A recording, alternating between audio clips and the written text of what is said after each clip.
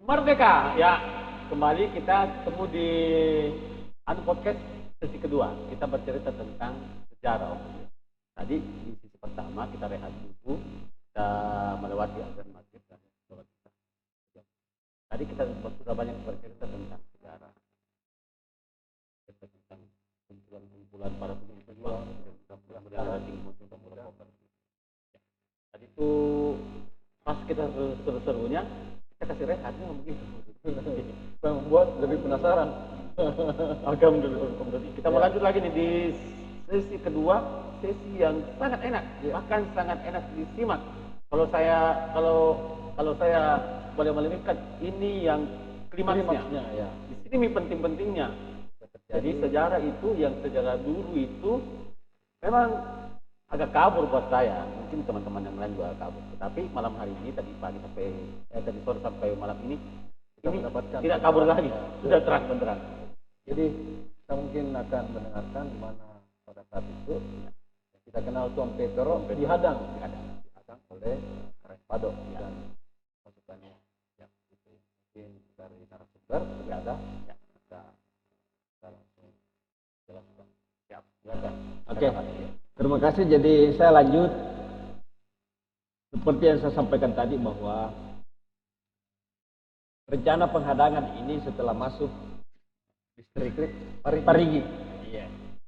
Ternyata di sini ya katakanlah terjadi miskomunikasi atau memang yang mengirangi juga tidak tahu persis di mana nih batas.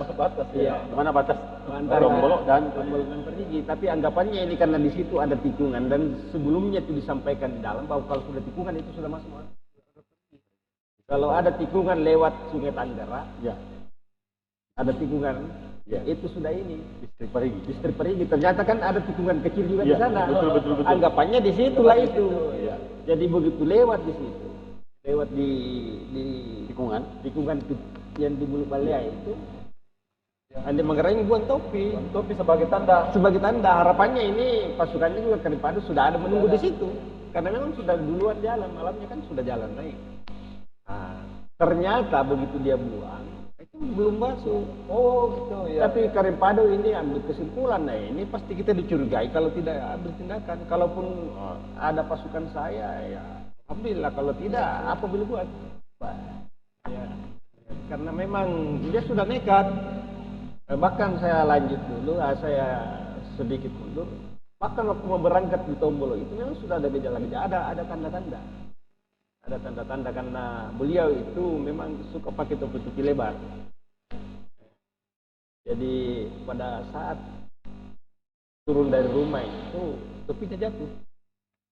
Jadi diingatkan itu sama ibunya Arpau. Paruro kembali anak. Kau dulu kembali karena ini. Tapi begitu nekatnya dia bilang tanah memang kau bantu burun mati mana puang. Iya. Artinya itu memang sudah nekat. Iya, tidak ada laki-laki yang mati bersalin.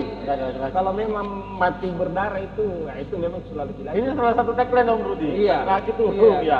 Tidak ada. Iya, banyak orang, tapi ini kan cuma orang-orang di sana tahu karena bahasa konjo kan. Iya. Taina memang tuh kan turun deh mati mana. Jadi saya kembali begitu dia ini berhenti mobil, dia tarik tuh. Dia taruh.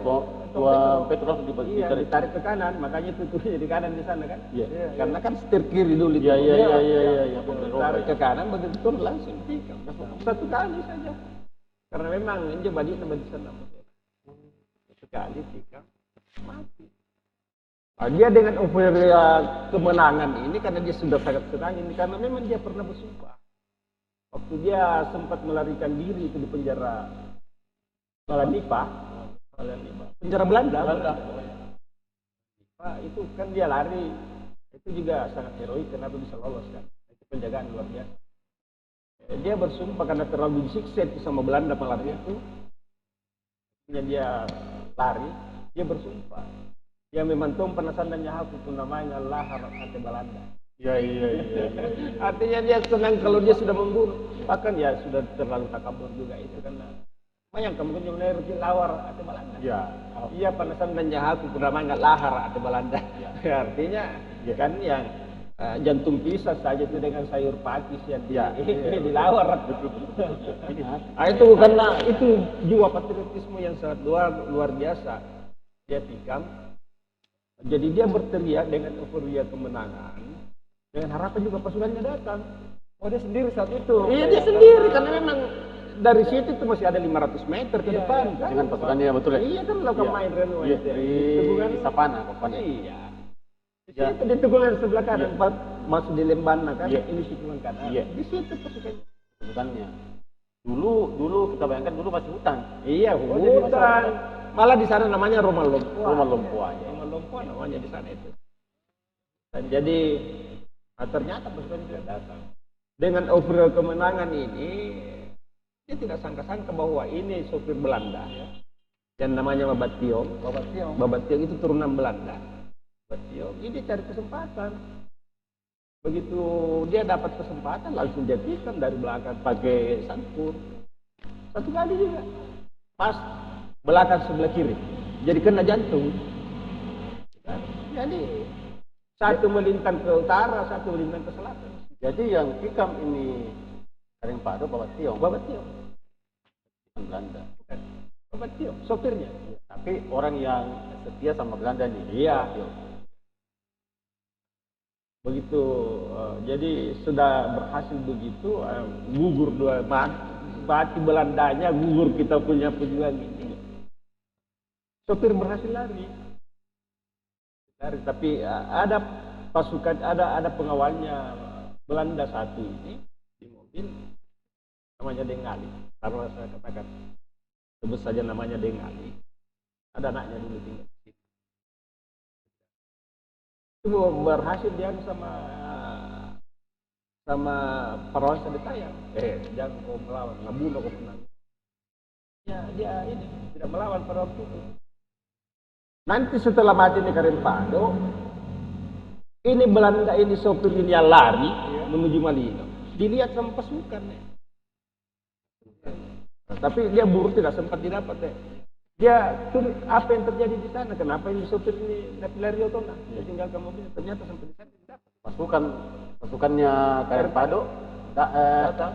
Ya merasa mungkin itu ada sekitar 40 sampai 50 orang. Datang ke sana. Dia lihat di mayat.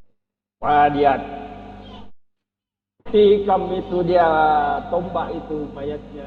Jadi itu mayatnya Tom Petro itu dan itu ada bisa buka di YouTube. Bisa buka di YouTube. Ada itu di situ kalau kita buka di situ FR Bestop.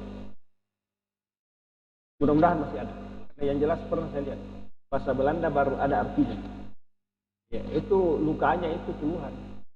Sudah mati. Karena kekesalannya ini di sana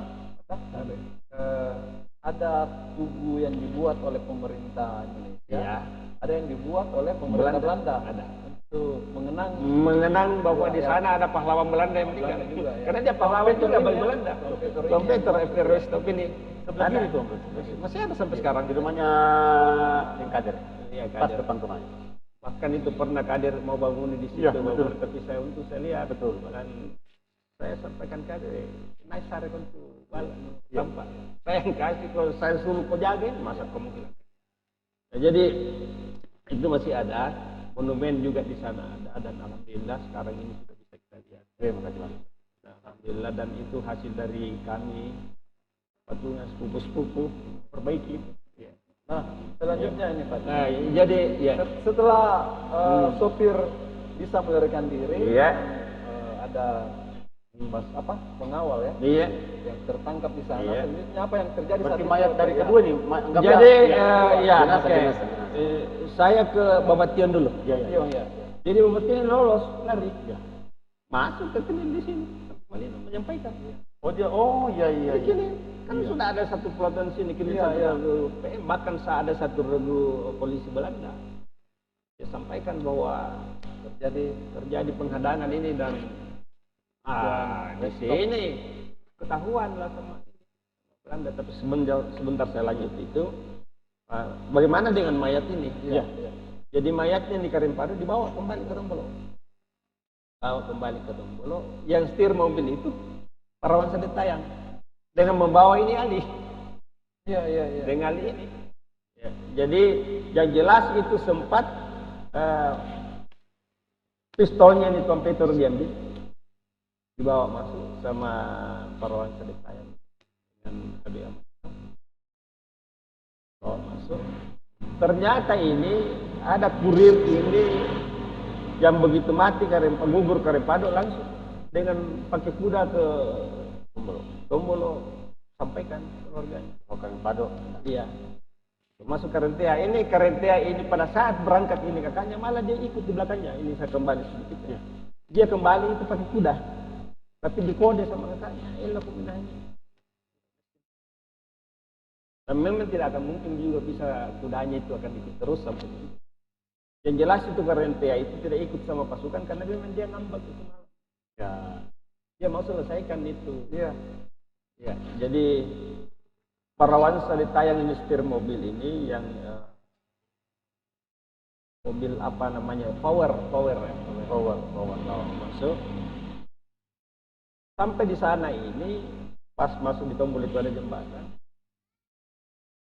Ini Karentea juga ini dengan beberapa orang dari arah timur, dari arah rumahnya. Dia memang sudah menunggu di situ. Jadi begitu dilihat mobil Belanda ini yang membawa mayat ini, dia langsung datang. Dia suruh turun itu Dengali. Rupanya di Dengali laki-laki juga. Karentea bilang saya tidak mau kalau pulih. Kalau pulih saya punya saudara. Pulih sila suka angkut tayo ka. Ngapain lama itu nggak mati itu. Yang penting saya harus balas. Tidak bisa satu-satu. Dilayani sama Dengali. Itu banyak yang lihat. Bahkan ada saksi hidup ini waktu diresmikan makam pahlawan di tanggal 25 yang lalu, 25 Januari. Cerita sama saya. Adiknya ini ada ipar dari yang punya rumah itu tempat rapat ya. Yang punya rumah itu tadi saya katakan Surapele Denasa, ada iparnya masih hidup. Dia cerita sama saya. Kini kinti karai Raja Mangi rampok dengan beberapa orang. Begitu ditantang di Dengali dia melayani. Turun dari mobil melayani Karentea. Mana dia tanya, kau mau pakai apa? Ya. Saya tidak mau dipakai. Dia bilang, dia untuk pakai ini. Jadi satu tombak dia pakai, saling baku tombak. Boleh disaksikan oleh banyak orang. Jadi mulai dari jembatan itu sampai rumahnya, pas ini di dekat jembatan itu, di situ rumahnya Surapele Indonesia. Ya, dekat kantor lurah sekarang, sebelum kantor lurah sebelah kanan kalau kita dari arah Madinah. Banyak yang lihat satu tombak sipok. Dan itu tombak masih ada sampai sekarang. Masih ada, bahkan kalau bengkok itu diambil batu baru. Tapi namanya saja ini baru itu menurut ini ibu yang cerita sama saya tanggal 25. Anjir Dengali itu hanya pekarinana. Baru dia besar tinggi, Karentea orangnya kecil ya. Maka sudah terdesak Karentea sebenarnya dari segi fisik. Tapi pasukannya kan banyak. Pasukannya ini sudah banyak ini, tapi dia bilang tempo, lah kau beli ya, kita akhirnya terdesak ini mundur terus ini Dengali, naik di rumahnya Arupao. Pas naik di tangga di situ, di situ tembus. Ditikam sama baru bisa masuk. Baru masuk. Pakai tombak itu. Masih ada itu tombaknya Karentea itu namanya Gajah Lanjut ya. Ya, tadi yang panjang. Ada sepupu saya. Nah, jadi akhirnya jadinya 21 kan. Barulah puas ini Karentea. Nah, saya kembali ke Bapak Tio. Ya. Setelah menyampaikan di sini sampai Tenil, setelah di mayatnya juga Tompet Karimpado ini sudah dibawa ke rumahnya Lembang Pao, rombongan keluar Habib Amal ini dengan Parawan Sadetayang. Jadi sampai di sini Ini sudah menunggu di mobil, para orang Sadetaya langsung lari juga. Lari bergabung dengan pasukan Endang yang sementara berlatih di Limbua. Jadi Bapak Tio ini melapor kepada Belanda bahwa ada penghadangan. Para orang Sadetaya juga ini langsung kepada Malulu, kalau enggak menyampaikan ini pucuk pimpinan di sana ini termasuk Karenjaru yang ada di sana. Setelah terjadi peristiwa ini, terjadi peristiwa pembunuhan. Udin Joy Pado juga. Iya, 10 satu-satu, tapi Karenta juga berhasil membunuh salah seorang dari. Berarti mayat jenazah dari jenazah Tuan Petrus dibawa ke sini. Masih di situ ditinggalkan. Oh, berarti dikubur di sini. Nanti orang Belanda yang ambil. Oh, dimakamkan di sana. Di Makam? mana? Anjar Miram Pina Batuang. Pokoknya dalam kuburan. Iya, nanti beberapa hari baru dia. Kan tidak sempat ini karena ya jadi saya lanjutkan. Iya. Jadi Perawan Sadetaya juga melapor Endang bahwa jadi pembunuhan ini. Pada saat dia bersamaan, 2 polisi penjara juga melarikan diri. Ya. Namanya Satu Bampa dengan Nyak Lakanci. Masing-masing membawa 2 peluru senjata di satu peluru senjata. Dengan tahanan penjara itu 40 orang. Lari juga bergabung ke Longka. Ini Satu Bampa dengan, kalau Satu Bampa ini orang Jonjong, orang Longka. Kalau Nyak Lakanci orang Bulu Tanah. Lari membawa pasukan dengan 2 peluru senjata, bergabung dengan ini. Nah, setelah Endang ini mengetahui peristiwa ini, 2 peristiwa ini, polisi Belanda melarikan senjata dengan pasukan, dengan setarapan dulu istilahnya itu. Itu narapidana dulu namanya setarapan. Iya, setarapan. Dengan pembunuhan ini segera mengadakan rapat ya. Rapat. Ini tanggal 17 sore. 17 Desember. Rapat lagi ya dengan Karenjaru dengan semua tokoh-tokoh itu. Dan berkesimpulan Raden Endang ini mengatakan bahwa Madinah segera kita harus serang. Kapan kita terlambat, kita akan didahului dan kita akan hancur sebelum berbuat apa-apa. Maka diputuskanlah besok malam ini kita serang Madinah. Besok 18 malam. Iya, 18 malam. Itulah jadi serangan itu malam, itu deh, malam. Jadi disusun strategi sama Raden Endang, pasukan dibagi 2. Yang tadi itu dia bilang apa itu ya, informasi ini. Rencananya memang begitu.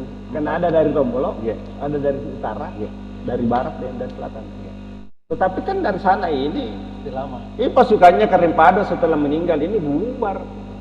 Sudah pimpinan sudah tidak ada. Termasuk ini iparnya, sepupunya juga yang dari Sinjai membawa pasukan juga kembali juga. Dia bilang memang tidak ada yang arahkan kita, tidak ada yang pucuk. Ya namanya kalau sudah panglima, kalau perang panglima sudah gugur kan pasti. Yang lain merasa sudah down dan tidak ada yang memimpin. Jadi diserang, saya kembali. Endang mengatakan kita serang dari 2 arah. Dari arah selatan, dari Bensintilia memang. Jadi dia kompas dari dari Padang Malulu, turun ke Sironjong ke Gantung, Gantung Buro baru naik. Oh, Buro. Oh, berarti tidak masuk lagi di Limbua? Tidak. Oh, langsung Buro. Sasarannya Malino. Iya. Jadi pasukan pertama ini langsung dipimpin oleh Bung Endang. Tapi pimpinan pasukannya itu, jadi itu laskar itu kurang lebih 200. Itu dipimpin langsung sama Bung Endang dari arah barat dengan sasaran KM Koninklijke Marine, Angkatan Laut Belanda yang ada di KPK. Iya. Jadi pimpinan kelompoknya itu antara lain Abdul Rauf Denompo, siapa lagi namanya ini ada di sini. Maaf kalau saya lupa ya.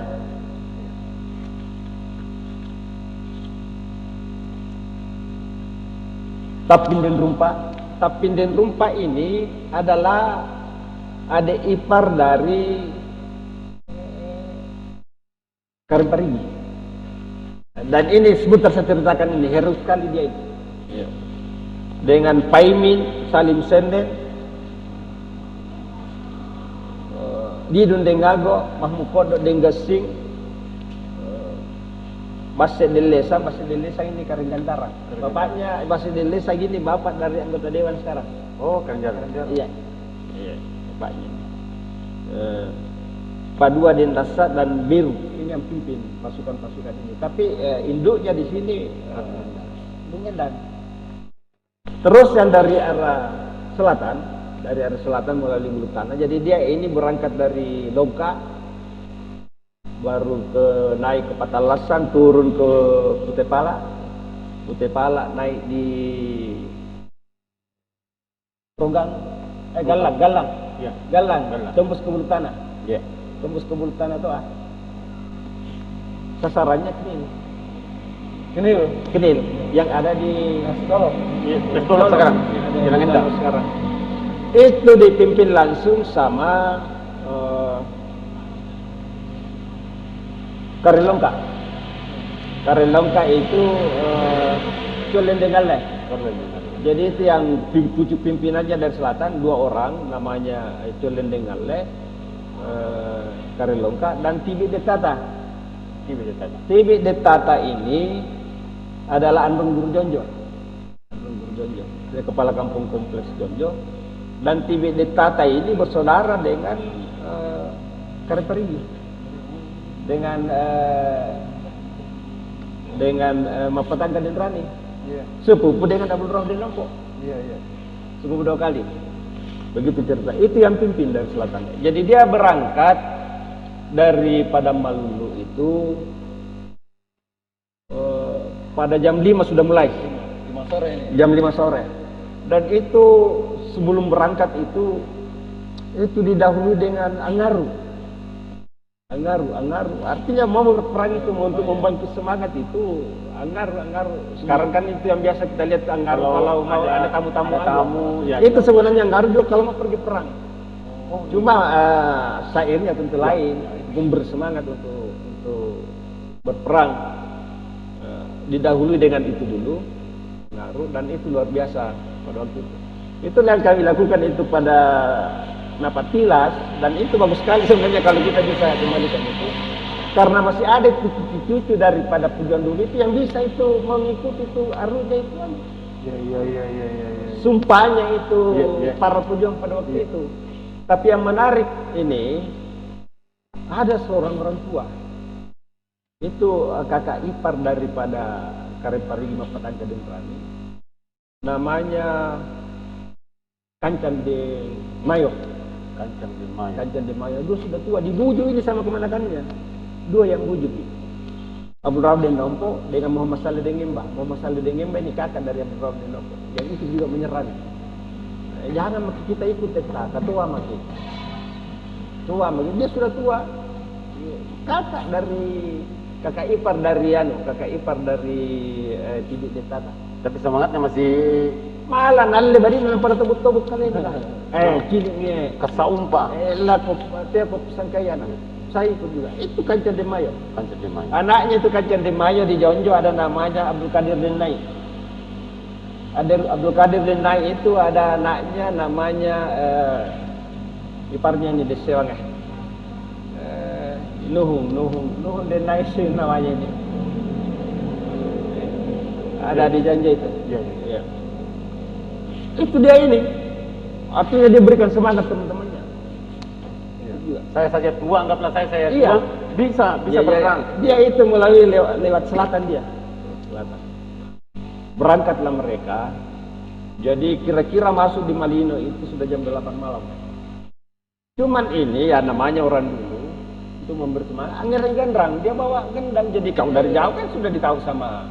Padahal sudah dikasih tahu sama Bung Endang, jangan kita ini kita harus merayap. Tapi utamanya yang dari selatan ini dari Kancan de Mayo ini. Karena memberi semangat ke pejuang-pejuang lain. Yang mentuatkan karena Gandrang itu Jadi yang melalui Endang ini, Memang dia sengaja untuk diketahui mungkin yang keadaannya. melalui Endang ini, yang dipimpin sama Endang dengan pimpinan pasukannya itu Karim Parigi. Senyap dia. Pasukan. Ini karena Kancan Demayo ini begitu hebatnya dia. Malah suruh ngirai Gandra. Jadi sampai balik waktu aja nampak ini Gandra nalangir sama Gondra. Dan memang waktu itu pasukan Knil ini sudah siap.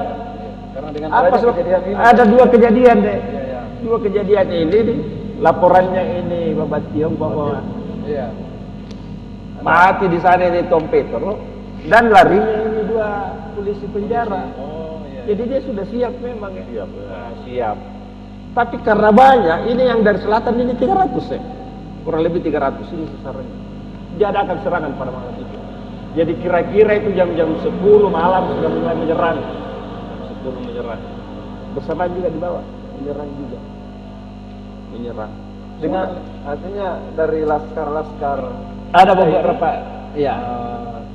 dengan peralatan seadanya, peralatan perang seadanya ini, Bantah. Senjata-senjata tradisional, toke, bambu runcing, yang didominasi itu bambu runcing. Mungkin ada yang bawa Tetapi sudah ada juga, pistol. sudah ada juga senjata. Yang direbut. Endang kan sudah Iya. bawa memang senjata Endang. Iya. Sudah datang. Yang dua juga dari polisi Belanda ini kan sudah senjata juga. Singkat cerita dia kepung ini dua tempatnya. Sudah terkepung.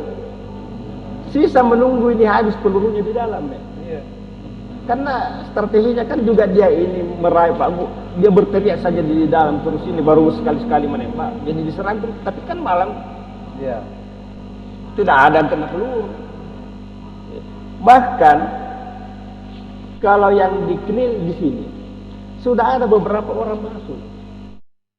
Dia sudah melewati itu kawat duri di dalam. Kawat duri masuk itu.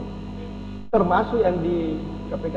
Tapi itu KPK kan bagus sekali memang ambilnya karena dia itu menghantam dari bawah itu kan ada itu di sebelah kanan kiri jalan di sana kan dia di bawah. Iya, iya. Di bawah jadi biar kau menembak dari dalam dia tidak akan kena. Jadi sekaligus jadi pertahanan. Tapi itu menurut ceritanya Karim Parigi itu pohon-pohon ada dulu itu pohon-pohon liar namanya bunga-bunga pai. Iya. Bunga apa? Iya. Yang kuning itu. Iya. Itu paginya dilihat itu kayak itu kayak rumput yang pernah dikunyah sama binatang itu. Oh, begitu hebatnya tembakan dari dalam dari KPK ini. Tapi mereka ini para laskar-laskar tujuan ini sisa menunggu kapan ini habisnya peluru. Bahkan tas sekali-kali mami, tas satu kali mami ini ada ledakan. Sisa menunggu. Tapi dengan tidak disangka-sangka datang bala bantuan. Malam, 9 truk. artinya malam itu juga. Pada saat itu 9 truk itu tentara Knil. Knil itu gabungan deh. Jadi Knil itu ada Belanda Toto, ada Ambon dia yang banyak itu Ambon. Iya. Ambon, ada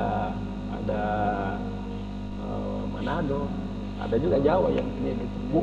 Bukan Belanda asli. Iya, tapi Knil kan memang sudah Iya, campuran. campuran. Iya. Termasuk juga pasukannya Westerling itu. Dia juga itu Knil, tapi dia tidak mau disebut Knil. Karena dia memang pasukan khusus ya. Depot spesialis trupan. Jadi dia tidak mau dibilang Knil. Artinya di sini saya katakan Knil karena ada juga bukan Belanda asli. Ada juga itu di pasukannya Westerling ini yang membabat habis pejuang-pejuang ini yang dikenal itu dengan korban 40.000. Cuma 123 orang. Jadi saya lanjut. Datang bala bantuan. Wah, sudah. 9 truk. Dengan senjata lengkap. Senjata lengkap. Nah, bau disiram lah mereka di bawah itu. Di depan KPK itu, tapi kan malam baru saya tahu. Tapi ada beberapa orang yang kalau di sini ini di sebelah itu Kancan Demayo itu. Karena memang orang tua. Sudah disuruh mundur dia tidak mau mundur. Sudah datang lagi. Ya, masih bertahan. Tapi ya namanya di Berondan terus. Gugur dia. Oke, Kancan Demayo. Iya. Jadi yang gugur pada saat penyerangan itu besoknya itu setelah ini ketahuan itu 15 orang yang langsung 15 yang gugur pada saat. Jadi kalau kita katakan tadi Dinda itu di Bulbalia heroik karena puncak, ini juga puncaknya. Puncak juga puncak di sini. Serangan umum ya. Serangan umum. Serangan di sini lah serangan umumnya. Iya, jadi itu 15 yang gugur langsung pada waktu itu. Dan sudah mundurlah mereka. Semua sudah mundur. Besoknya tanggal 19 mulai Pembersihan. Pasukannya Australia sudah datang. Langsung. Tapi bukan kalau Australia tidak langsung datang ke Malino. Tapi di antara 123 ini karena memang Belanda panik ya. Paniknya ini bupatinya dibunuh. Iya, bupatinya. Ya kalau di Surabaya itu panik karena gubernur Jenderal Malabi yang gugur. Di sini ini bupati luar biasa di perlawanan. Dan di sana itu yang lawan di Surabaya itu tentara ternate, ini rakyat sempat didengar oleh pasukan di bawah di iya. Jadi mundur mereka setelah terdesak mundur. Besoknya diadakan pembersihan sama Belanda sudah. Habis ya. Tapi semua ada perkataan Bung Endang yang saya tangkap itu dan pernah saya baca. Dia mengatakan begini, kita memang tidak berhasil merebut kota Malino. Sebentar saya sampaikan. Ya. Tapi yakin dan percaya bahwa kemerdekaan pasti akan kita dapatkan. Iya. Betul. Setidaknya sejengkal kita sudah membuat panik Belanda. Nah, itu ada betul itu. ungkapan itu. Betul.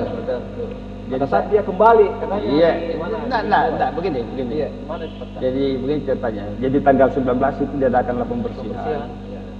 Jadi toko-toko itu yang ada beberapa yang sempat ditangkap ya. Oh, ada juga. Iya. Ada beberapa, termasuk itu yang ditangkap.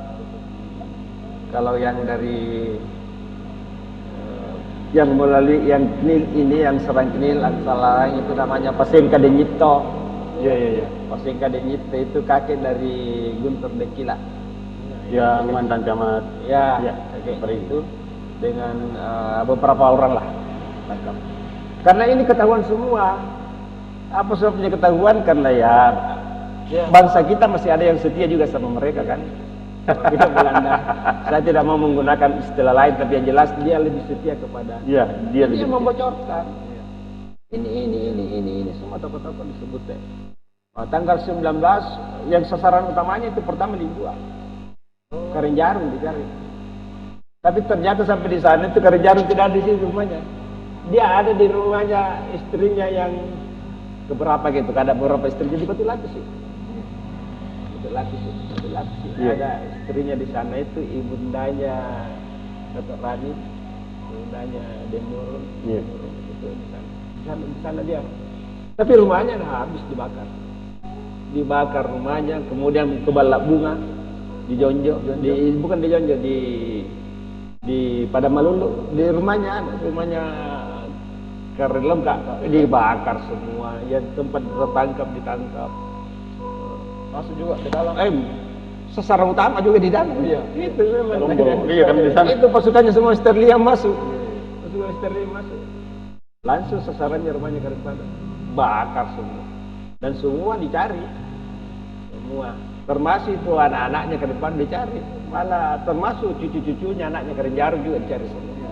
Pokoknya istilahnya itu waktu tiap dia patibo. Habiskan semua. Dan ini kita kewalahan karena orang-orang kita juga orang Indonesia sendiri yang memberi bocoran. Yang itu ya. Konon kalau rumahnya itu pada waktu dibakar itu ada 2 bulan itu masih tetap ada asap terus. Karena rumah-rumah dulu kan di atas padinya disimpan di rumah. Di atas pemuakan. Disimpan. Dan katanya memang itu rumah besar, termasuk di Balam. Habis bakarnya. Ditangkapilah mereka semua. Jadi yang ditangkap ini itulah yang dieksekusi di sini di Malino. Jadi mulai tanggal 20 dieksekusi lah beberapa orang. Tetapi tokoh-tokoh ini, pimpinan-pimpinan ini tidak dieksekusi di sini. Termasuk yang di Pau, termasuk kepala distrik Pau, diambil juga karena Belanda juga tahu bahwa posisi Kongo itu. Dan memang sudah ada kontak dengan para pejuang, memang dengan Arupau. Dia ditangkapi juga, kemudian dia dieksekusi di sini itu pada tanggal 20 Desember. Di lapangan tuh. Di Pasar Malino yang sekarang ini kami pernah buat di sana itu ada patung-patung itu kami bikin dengan Makan telur ini. ya dengan Desiala dulu saya bikin waktu. Iya. Oh, yang sekarang Ya, pas itu ada kan monumen. pasar di situ. Ya, betul. Pasar, jadi itu orang di pasar disuruh lihat supaya dilihat. Ya. Sulaiman Denjarum tertangkap, Andi Mangerangi tertangkap. Tokoh-tokohnya itu yang antara lain yang diambil Andi Mangerangi, Sulaiman Denjarum juga diambil. Basri de Solong itu kakeknya Pak Desa Janja dulu. Iya. Solong. Iya, Di Solong juga. Iya. Kakeknya itu. Terus ada beberapa orang itu diambil, tapi yang saya mau sampaikan di sini, kalau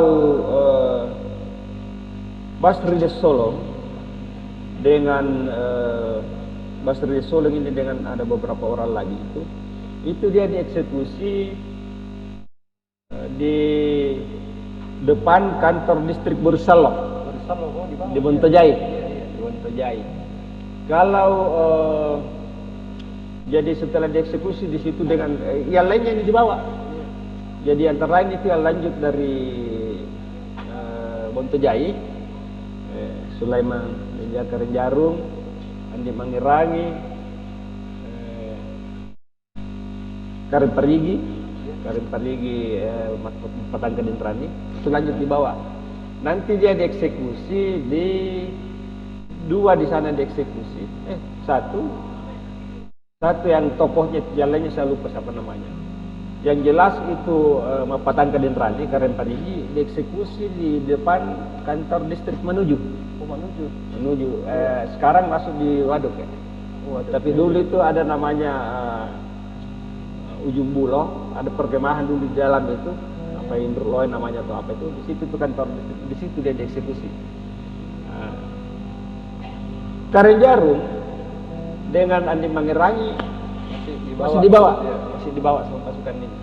Nanti sampai di Boroloy, di Boroloy baru dieksekusi ya, Andi Mangerangi. Makanya disitulah jadi makam pahlawan kabupaten sekarang. Di sana dieksekusi di depan kantor ini, tapi dimakamkan di situ.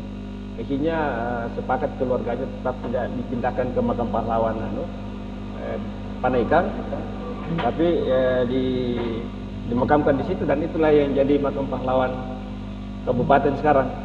Kan saya katakan ini ada 4 makam pahlawan. Jadi sebelum saya ini ke Tumbulopau yang di sini dulu saya jelaskan semua doang. Jadi waktu itu Karim Jarum masih ada. Iya, masih ada. Masih tetap di bawah. Iya. Itu sungguh biasa. Yang jelas ini Karim Jarum ini tidak ditahu di mana kuburannya. Iya, jadi Eksekusinya tidak ditahu. Eksekusinya tidak ditahu dan mayatnya juga tidak didapat. Yang ada itu yang dimakamkan di makam pahlawan itu hanya pakaiannya saja, bajunya saja. Bajunya saja itu, bojasnya yang sebagai simbol di sana, sampai ada namanya itu di makam pahlawan. Tapi bukan lagi kerangkanya, itu bukan lagi bukan tulang belulangnya. Yang lain itu tulang belulang. Jadi dikumpulkanlah baru dibawa ke sana. Itu. Nah, saya lanjut bagaimana ini dia lolos. Iya. Lolos. Raden Endang lolos. Iya, lolos. Semua itu yang teman-temannya. Ada lagi tadi saya lupa yang dieksekusi juga di Bursalo. Kakaknya Karim Parigi Abdul Rauf Denompo. Namanya Muhammad Saleh Dengemba. Jadi dia dua di situ beripar.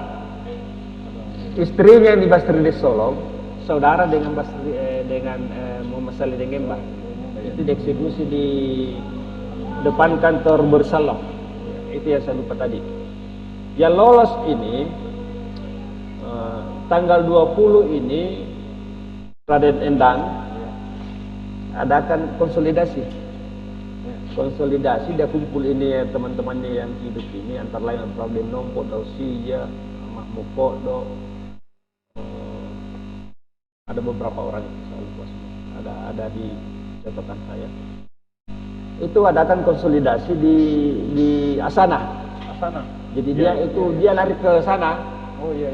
Yang lain iya kan dia kembali ke Makassar. Asana itu di sebelah Desa Parigi sekarang. Lebong. Ya. Di sana konsolidasi. Di sana itu diberikan semangat teman-temannya. Penyerangan kita ke Malino belum berhasil. Malino gagal kita rebut. Tapi yang jelas perjuangan kita ini tidak akan sia-sia. Dan ini akan membuka mata Belanda bahwa Indonesia masih ada. Masih ada. Kan sudah diisukan bahwa tidak ada Indonesia di situ. Nah, setelah konsolidasi di situ, dia lanjut ke perjalanan dengan teman-teman. Di suatu tempat itu di atasnya sebelahnya Lebon namanya Bikokoro. Yang di atas. Yang menuju Patuku. Ya, betul. Menuju ke Jambu Kebo. Jambu Kebo. Di situ itu Bikokoro.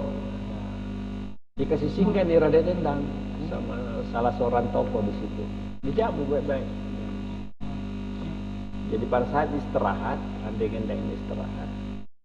Ini tokoh ini ternyata memberi kode. Seperti itu orang-orang kampung dulu kalau memanggil anjing. Itu kan orang-orang itu dulu kalau panggil anjing. Dia panggil begitu kan? Ya, betul. Ternyata setelah itu banyak orang datang. Dari bangsa kita sendiri, tapi yang masih setia ini. Karena Raden Endang ini istirahat, dia terkepung, yang teman-temannya lari. Antara lainnya Raden Nompo ini dengan beberapa orang lari ke utara, tembus ke daerah Maros, baru ke barat. Tertangkap Endang, Ditangkap sama bangsa sendiri. iya. Wah. Ada istilahnya. Oh ini ada pertama di bawah sebelum jembatan itu ada tulisan tempat wafatnya. Iya. Yang sebelah kanan itu kan. Ya. Kayaknya itu harus di. Jadi begini ceritanya deh. Iya. Setelah tertangkap itu Raden Endang di Bikokoro, itu diperlakukan dengan tidak manusiawi sama sekali, sangat keji. Karena tangannya diikat, kaki diikat, seperti kalau orang datang berburu rusa atau babi lah biasa itu orang-orang kampung kalau berburu babi untuk makanan nantinya. Diikat itu baru kasih bambu, tanpa diusung, baru sampai diusung ini sampai di jembatan Lebong di situ. Ya. Itu Mbak, di Pacera kita jembatan Lebong. Gugur di situ jembatan. Setelah gugur di situ diseret naik ke jalan ke sebelah itu yang kau bilang itu. Iya. Jalan Itu dikuburkan. menuju. Di situ dikuburkan di bawah. Ya. Nah, nanti setelah penyerahan kedaulatan dan aman keadaan, barulah diambil di situ mayat. Termasuk ada yang saya lupa tadi, Rasid Napa juga. Rasid Napa diambil juga. Rasid Napa, cuma Rasid Napa ini kalau saya tidak salah bukan di situ di guburnya itu. Tapi Rasid Napa juga Kalau itu. ini dikubur di mana? Di situ. Di pinggir Jeneberan dulu situ. Ada penguburan dulu. Sebelah kanan. Nanti nanti setelah aman baru diambil mayatnya. Kerangkanya dibawa ke makam pahlawan Panegang. Termasuk makamnya termasuk jasadnya Rasid Napa yang ditemani itu naik dulu di Parigi. Diambil juga. Cuma kalau saya tidak salah ini di Borloi juga dia ini. Bukan di Borloi, kalau di menuju di Rasid Napa. Itu diambil ke makam pahlawan. Jadi yang dimakamkan di makam pahlawan itu yang peristiwa Malino ini 2 orang. Raden Endang dan Rasid Napa. Kalau dia mengerangi tidak mau keluarganya tetap di situ dan itu yang jadi. Yang lainnya ini itu yang dimakamkan di. Karena yang gugur langsung kan 15 orang. Yang tertangkap itu kan di bawah itu kalau saya salah 55 ya. Berarti 55 yang kuburan dulu selain bapakmu kan di belakang kan. Ini Bapaknya ini juga dimakan pahlawan karena dia pemilik bintang gerilya. Ya. Lapris. Patamu. Jadi ya gue tanya kalau Pak Tam itu biasa cerita sama saya, dia itu Makatan Desi Bali di depannya Makatan Desi Bali pada saat penyerangan itu dengan Ranggonden Romo. Jadi itulah dimakamkan di sana. Yang di Tombol juga ini terpisah-pisah, akhirnya dimakamkan juga di makam pahlawan Bumi Indah. Tapi nanti saya selesaikan dulu di sini, baru saya masuk lagi. Jadi begitulah ceritanya di sini kan. Sudah di makam tertangkap ya, diperlakukan sangat kejam. Nah, saya kembali ini bagaimana peristiwa yang terjadi di Tombol Pahu ya. Pasca matinya ini Dengali. Iya. Dengali. Wah, masuk juga ini pasukan, jadi yang masuk ini di Tombol ini tidak ada yang campuri selain daripada DST ini. Iya. Dia spesial teropan. Artinya ini memang spesialis. Pasukan spesial. Untuk cari ini Karentea. Ya. Dan pasukan dengan orang-orangnya. Nah, itu beberapa orang diambil baru dieksekusi di pasar Tombol. Karentea ditangkap Pak. Jadi dia sistem bergerilya, melawan mundur. Itu sampai akhir Januari. Dan dia ada perlawanan setelah itu karena masih ada pasukan setianya. Tapi di dalam ini. Iya. Bicara kalau di sini mungkin karena sudah pimpinannya semua sudah ini. Ini dalam ini kan masih tetap. Jadi ada perlawanan. Jadi waktu itu Belanda bikin sayembara. Bikin sayembara. Siapa yang dapat kepalanya Karentea itu dapat hadiah sekian gulden dari Belanda. Tapi saya sebelum lanjut ini ada yang saya lupa tadi. Ada juga heroik ini yang sama ini nasibnya ini. Artinya Karentea tidak berhasil dipisahkan kepala, tapi ada juga 2 orang ini yang tidak tertangkap di Malino ini. Artinya pada saat pasukan Belanda itu langsung mengeksekusi, tidak tertangkap 2 orang. Namanya Tapinden Rumpa dengan Parawan Sedetayan. Jadi ini juga disayembarakan. Siapa yang dapat ini Tapinden Rumpa dengan Parawan Sedetayan, hidup otomatis. Kalau mati kepalanya saja bawa. Nah, jadi akhirnya ini yang dapat ini ya bangsa kita sendiri lagi. Bangsa kita sendiri itu didapat di sekitar Raulo ini. Jadi dia dibawa ini mau dibawa ke markas Pinil di sini Belanda di sini di Malino. Tapi naikin dari galang ini tidak bisa berjalan, ini yang tidak usah kita susah-susah. Lebih baik dipisahkan saja kepalanya dengan ini. Dipotong di situ 2 orang. Dipotong ini kepala, dipisahkan badan dengan kepala ini Tapinden Rumpa dengan Parawan. Baru kepalanya dibawa masuk. Dibawa keliling di mana? Lihatlah ini orang yang mau merdeka. Baru badannya dibuang, kan digalang tanjakan, hutan naik, dibuang. Jadi itu dia punya mayat itu nanti jatuh satu tulangnya itu setelah hancur di atas. Tulangnya itu yang dibawa. Dikasih ketemu karena kepalanya ini disimpan di sekarang ini rumahnya di sekitar saya jangan disebut rumahnya pokoknya di Jalan Bakti sana. Di Jalan Bakti, kota Jalan Bakti itu. Di situ kepalanya itu ada pohon campangan ini begini tumbuhan kepalanya. Ya, begitu ceritanya. Dengan peristiwa ini juga disayembarakan ke Karentea. Kalau susah kau dapat semua kepalanya saja. Jadi dalam pelarian ini karena dia sistem mundur bertahan deh, pasukannya tambah berkurang. Yang setia yang menemani dia ini hanya 2 orang. Yang namanya kebetulan sama. Namanya sama-sama Guma. Ada namanya Guma Sore, ada namanya Guma Lompo. Dan memang ini orangnya. Artinya dari orang tuanya mereka semua ini sama orang tuanya juga. Karempado ya. Iya. Orang tua yang dia bawa. Rupanya ini pada suatu saat dia pergi mencari makanan, didapat sama mata-mata Belanda, dibujuk. Menyerama kau, pasti ini bunuh keren tuh, pasti mati. Ini pasukan ini tambah banyak ini. terprovokasi dia dengan janji gulden ini. Nah, maka pada dalam persembunyiannya Karentia ini di salah satu tempat ini dekat Cindako di sebelah sini. Ya, Cindako yang betul. Namanya itu kampung namanya Lehekia di situ. Sementara tidur dia di cincang sama anak buahnya ini dua ini. Bahkan sudah dipegang kepala bersembelih. Tapi ini orang ini sebentar akhir kena ada rasa empati, rasa iba. Karain kun laku bunuh, laku pasti salah ulun tidak sampai hati. Ya, yang jelas ini dia sudah bisa bawa bukti-bukti meyakinkan bahwa dia sudah mati.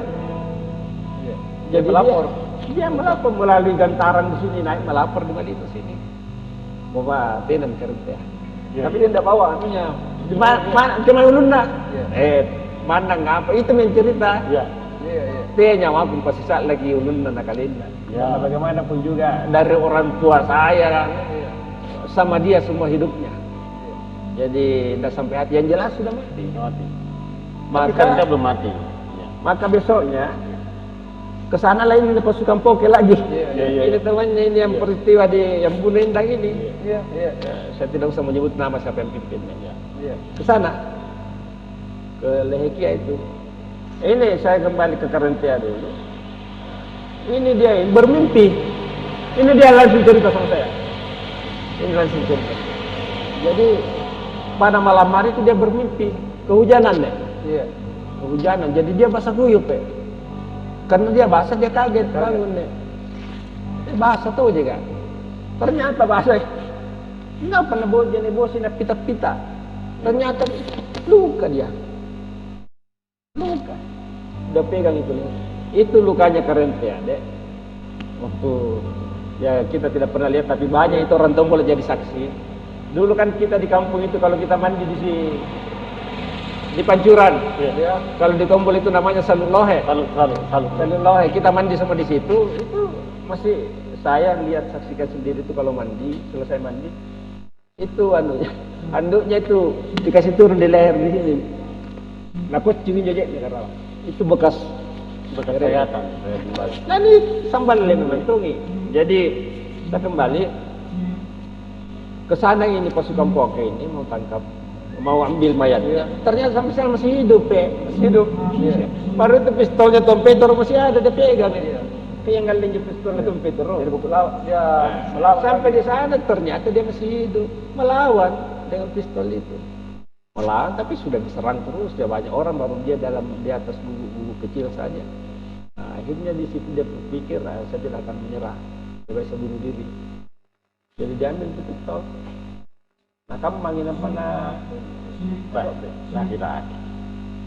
Ini dia sendiri cerita saya dan banyak orang yang saksikan, termasuk yang dia itu pernah cerita sama saya. Ya. Pusuk-pusuk saja, keski. Nah, dilihatlah sama pimpinan pasukan ini, pasukan Poke. Harangi tahuan tu Karentia pun ada boleh kalian lebih baik menyerah saja. Menyerah. Kutalas sih. Dia bilang, oke, saya menyerah. Tapi dengan syarat jangan ada di antara anak buahmu yang kasih kena tangan. Tiala logonya kim pita bayar 5. Puna memang lu yakinkan dan kau bersumpah bahwa tidak akan ada yang pita bayar 5, ada yang memukul lah maksudnya begitu. Saya menyerah.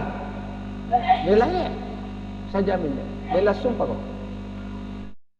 Sumpah kok. Nah, dia bersumpah itu pimpinan itu. Parek aja rambaian yang dari mau ke Karentia, punania anak buah pun kita baik ini. Nah, setelah bersumpah begitu dia bawa pistol. Dia bawa pistol, menyerah.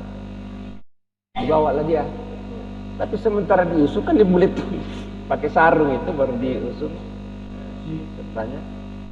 Rupanya yang ambil pistol ini ada luka di kaki. Napantahan lagi jenjep pistol kari bekas luka itu nampaknya lepuh gitu. Tinggal itu peluru di dalam itu lanjut. Sampai mati itu peluru ada di dalam. Makanya dia itu pincang. Pincang itu yang biasa lihat itu kan pincang kalau jalan. Pincang, bengak-bengak karena ada peluru di dalam. Nah, singkat cerita dia menyerah, dibawa ke Malino. Bawa ke Malino, diperlihatkan sama pimpinan pasukan ini yang ada di sebelah itu di Pesanggerahan, di rumah 9 dengan rumah 10. Itu pimpinan pasukan anunya ini, Tropen ini di sana bermarkas. Tapi sudah kalau Tropen waktu itu sudah kembali. Oh sudah ya. Dia lanjut itu menyisir ke utara, mulai dari Maros Pakas sampai ke Mamuju. Dan yang paling banyak itu korbannya di sekitar Parepare dan Pindrang. Itu DST itu, Westerling. Jadi sampai di sana masih diadakan juga penangkapan. Jadi yang ini masih terjadi. Ini satu rangkaian ini pasukan ini Satu rangkaian. Ini ke Baru, ke Parepare. Nah, itu kan perlawanan di sana. Artinya ini DST ini setelah membersihkan di sini dia ke sana juga. Itu kan sampai bulan Februari. Sampai bulan Februari 47. Berarti awalnya di sini. Di sini karena Makassar kan goa pusatnya ini kan Tidun dengan Jongaya. Tidun dengan Jongaya itu goa. Makanya ini tadi saya katakan bahwa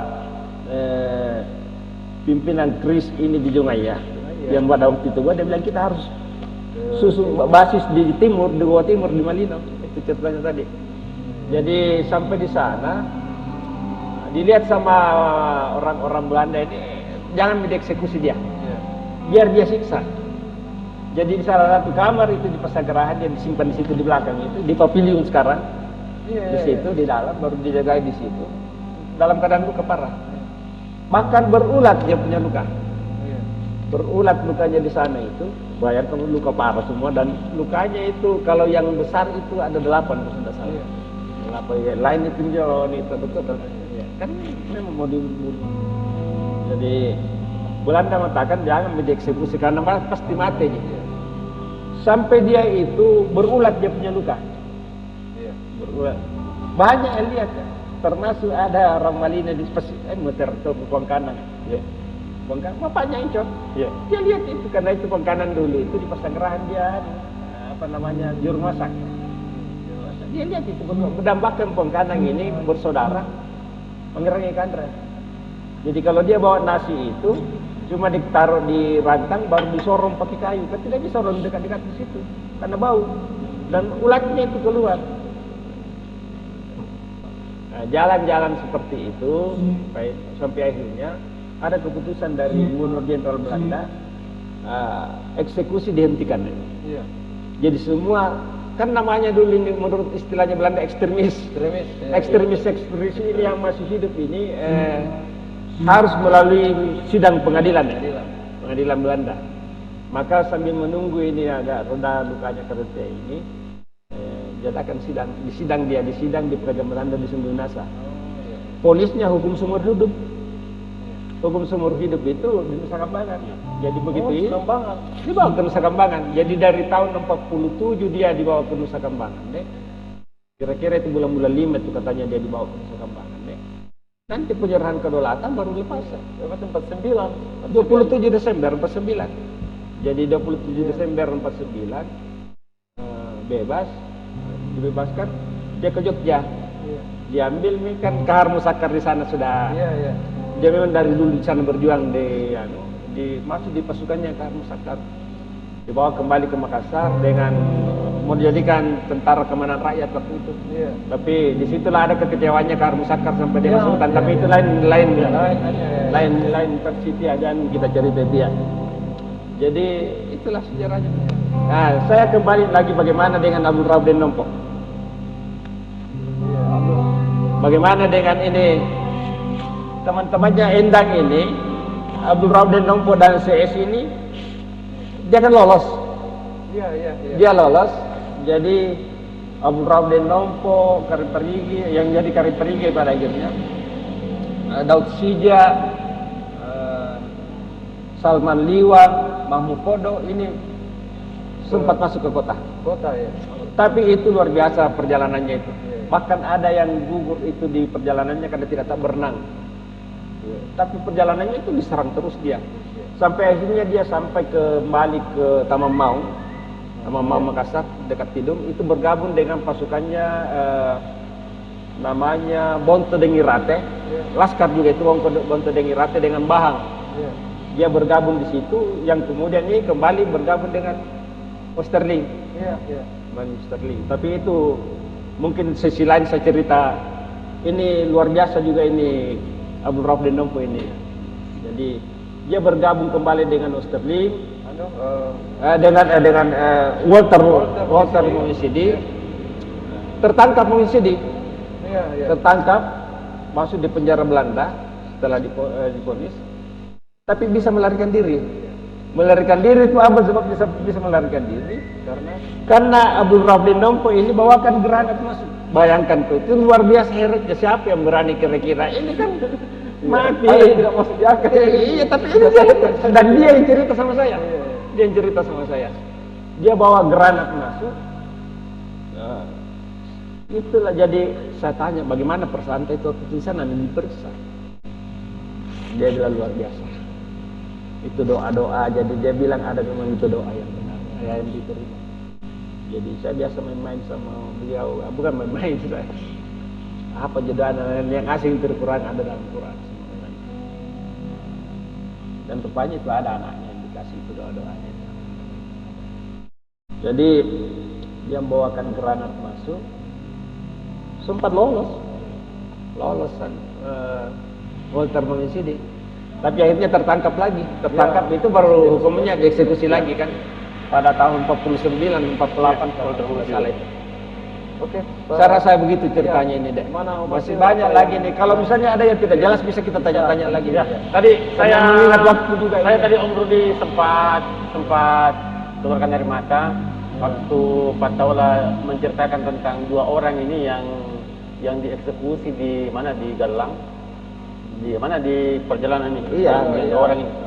Bukan yang dipisahkan kepala. Oh iya, di kepala. Itu sampai ada di masa perjuangan ya, masih ada orang Indonesia sendiri yang tega untuk bangsa sendiri. Kita sudah merdeka, tetapi ada orang yang masih tega melihat bangsanya sendiri mau dijajah kembali. Itu dia. Jadi semoga kedepannya tidak ada yang terjadi di bangsa ini. Setidaknya apa yang kita dapatkan hari ini, Om Martil, itu menjadi referensi buat kita generasi yang akan datang. Betul. Bahwa inilah kisah-kisah heroik orang-orang tua kita dulu dalam mempertahankan proklamasi kemerdekaan Republik Indonesia itu di tengah-tengah keterbatasan. Ya, di tengah-tengah keterbatasan. Dan memang jiwa patriotisme yang sangat besar. Ini masih part 1. Ya, ini kita masih ini kayaknya belum selesai karena kita belum masuk di pasca pada saat kita sudah mau sudah kembali normal kembali kan, paling tidak masih ada gangguan luar biasa, ada gangguan biasa ya. Ini kita belum masuk itu, ini masih part 1 yang pastinya berikutnya kita akan bercerita masih lanjutan dari maaf, betul itu ada yang pernah itu adik Rudi saya lihat di WA mempertanyakan bagaimana itu anti asis. Iya. Itu nanti pasti lain baru kami ceritakan gitu. Saya bisa cerita semua itu. Ya, makasih banyak Pak. Sampai ke APRA saya bisa ceritakan. Makasih banyak Pak. Mudah-mudahan ini menjadi referensi di dunia pendidikan bahwa sejarah penyerangan Malingu 18 Desember itu memang harus tersampaikan ke generasi berikut, generasi. Ya. Tapi Patah kesimpulan sebelum harapan buat generasi muda kira-kira Patah harapan saya supaya jiwa-jiwa kebangsaan, jiwa semangat nilai-nilai juang 45 ini bisa kita lestarikan. Karena memang sekarang ini makanya saya juga tertarik sebenarnya, walaupun dengan sangat berat hati sebenarnya ini kami melakukan ini jadi narasumber. Jujur saja saya dengan berat hati.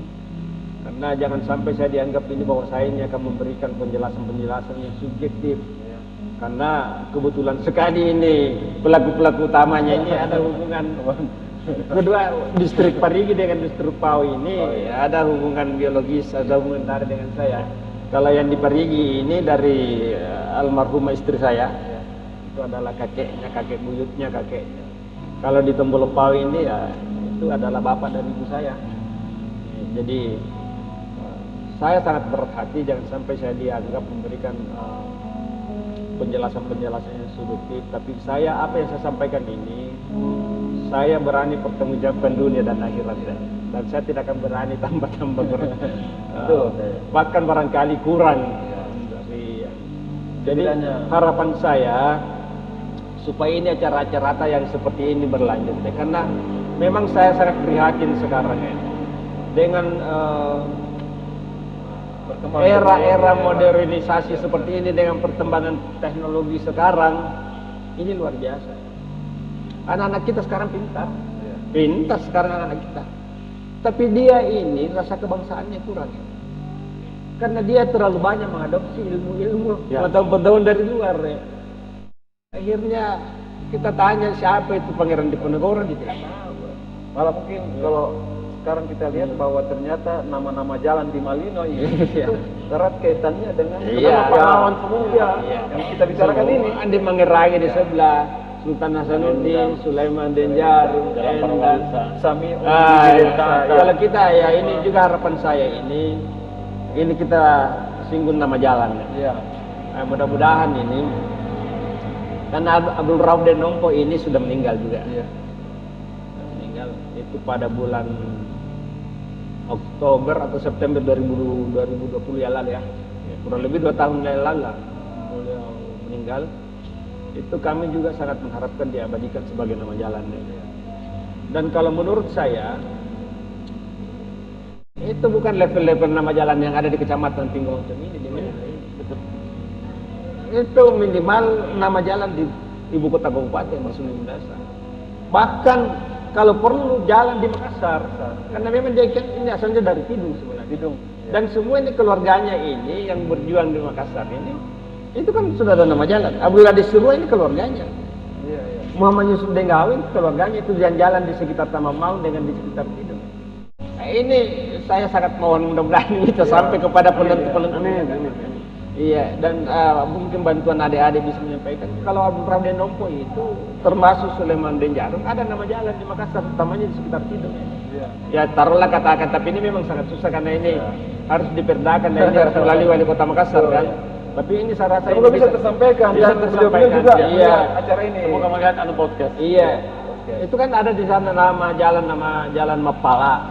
Mapala itu kan nama kampung. Kampung itu di sekitar Tidung itu ada nama Mapala. Sangat elok itu kalau diganti nama pahlawan. Betul. Dan sangat elok itu kalau di sana bisa jadi jalan Abdul Rauf Denompo. Amin. Ya, lebih baik kalau itu di bagian selatannya lagi, di selatannya Jalan Mapala ada namanya Jalan Pendidikan. Ya. Itu ada IKIP di sana, UMN sekarang. Ya, barangkali juga perlu di sana. Sulaiman Denjaru. Jadi kalau di ujung itu di Jalan di Pairapatran ya, di ujung yang sebelum jalan Tentara Pelajar, Jalan Urip sekarang, itu kan Abdullah di Sirwa. Baru kemudian ada namanya Hertasni. Boleh pakan itu sudah ini lah. Tapi yang kita pahlawan saja kan. Jadi Abdullah di Sirwa, Hertasni karena ini pahlawan juga ini Hertasni. Kemudian di bagian selatan lagi sekarang dekatnya Goro sekarang itu kan namanya Jalan Muhammad Yusuf Denggawi. Itu bapak daripada Abdullah di Sirwa. Rumahnya inilah ini yang selalu ada pertemuan ini Walter dengan Ranggo Dendromo. Di rumahnya ini Muhammad Yusuf Denggawi di Tidung. Dan yang mempertemukan ini Abdul Rauf Denompo. Jadi sangat wajar itu kalau di selatannya Yusuf Denggawi, namanya di situ Jalan Abdul Rauf Denompo di Jalan Mapala situ. Di sebelah selatannya lagi sangat wajar lagi kalau namanya. Jadi 4 orang di sana ini orang Tidung ini yang sangat besar andilnya dalam perjuangan ini. Mudah-mudahan ini bisa tersampaikan. Ya, Om Rudi, kita kasih pesan dulu ke mudah-mudahan pemerintah provinsi, pemerintah Kota Madya Makassar mendengar atau melihat percakapan ini di Anu Podcast yang pastinya ada beberapa nama pahlawan yang bisa diabadikan namanya menjadi nama jalan. Itu mungkin Om Rudi. Iya. Karena sesi selanjutnya mungkin akan kita lanjutkan di waktu mendatang dan waktu juga sudah larut malam. Sama sih mau kembali ke siap. Waktu mau kembali lagi. Kita tutup aja. Ya, baik Om Rudi, Bata, terima kasih banyak mulai dari sore sampai malam hari ini. Nanti kan kita boleh lanjut, saya mau lanjut sampai pagi nih. Kita bercerita tentang sejarah karena melupakan sejarah sama saja melupakan orang tua. Oh, ada lagi yang pemirsa bahwa sejarah itu ditulis oleh orang yang menang. Namun sebenarnya sejarah itu tercipta oleh orang yang berjuang. Iya, betul.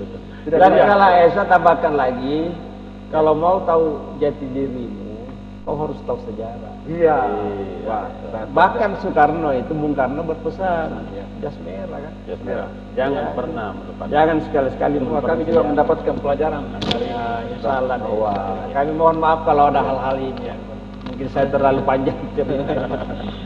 Ya, baik Om Rudi, kita tutup ini. oke, tutup. Ya, saya Arsyil Hamzah Saya Rudi M dan narasumber ya, Bapak Adil Muin. Haji Muin Fatnaullah, makasih banyak sudah hadir di Anu Podcast. Makasih banyak, kita akan ketemu di part berikut yang pastinya seru dan sangat membuat kita bahagia karena kita mengetahui sejarah-sejarah di Tinggi Muncung. Sekian dari saya, dari kami. Assalamualaikum warahmatullahi wabarakatuh.